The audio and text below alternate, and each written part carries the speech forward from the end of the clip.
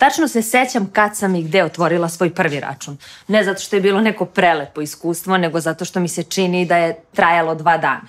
Možda i jeste trajalo 2 dana. Dobro, jasno je da je račun nešto što morate da imate ako želite nešto da kupite ili prodate u životu.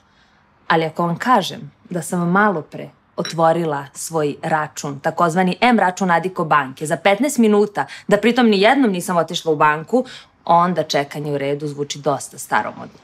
Dobro, nisam tu računala 10 minuta za sređivanje frizure i 15 minuta za malo karmina i maskaru, pošto iako nisam išla u banku, morala sam da vidim bankara preko aplikacije.